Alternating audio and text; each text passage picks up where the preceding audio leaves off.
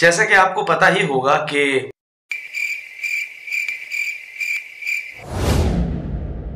हाँ, अब ठीक है।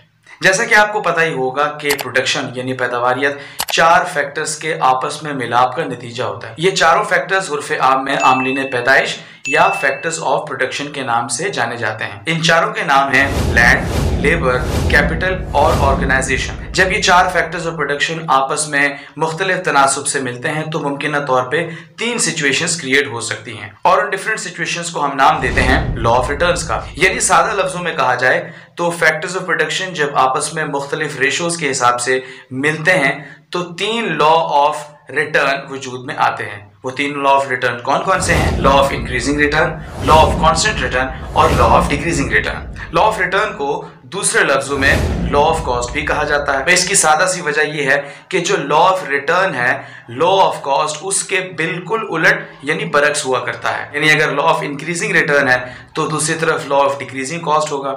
अगर लॉ ऑफ डिक्रीजिंग रिटर्न है तो लॉ ऑफ इंक्रीजिंग कॉस्ट होगा। हाँ, अगर लॉ ऑफ कांस्टेंट रिटर्न है तो लॉ ऑफ कांस्टेंट कॉस्ट होता है। और इसकी सादा सी रीजन ये है कि जैसे जैसे रिटर्न बढ़ता चला जाता है पर यूनिट कॉस्ट यानी फी यूनिट लागत के अंदर कमी आना शुरू होती है। सो अगर आप देखेंगे कि लॉ ऑफ इंक्रीजिंग रिटर्न का मामला है यानी रिटर्न बढ़ रहा है तो फी यूनिट लागत यानी पर यूनिट कॉस्ट कम होगी। सो उसके उलट होगा लॉ ऑफ डिक्रीजिंग कॉस्ट। और अगर लॉ ऑफ डिक्रीजिंग रिटर्न यानी मिलने वाला रिटर्न कमी का शिकार है तो दूसरी तरफ पर यूनिट कॉस्ट लागत में इजाफा होना शुरू हो जाएगा। यहाँ ये बात मद्देनजर रहे कि अगर लॉ ऑफ कांस्टेंट रिटर्न है यानी रिटर्न कांस्टेंट मिकदार से मिल रहा है तो कॉस्ट भी उतनी ही रहेगी यानी उसके ऑपोजिट साइड पे होगा लॉ ऑफ कांस्टेंट कॉस्ट। हम आने वाले वीडियोस में लॉ ऑफ रिटर्न और लॉ ऑफ कॉस्ट को डिटेल से पढ़ेंगे। डियर स्टूडेंट्स, ये था मुख्तसर सा तारुफ लॉ ऑफ रिटर्न और लॉ ऑफ कॉस्ट का। यहाँ तक अगर ये कॉन्सेप्ट समझ में आया है तो आने वाली वीडियोस को जरूर देखिएगा। अगर वीडियो पसंद आई तो लाइक कीजिए,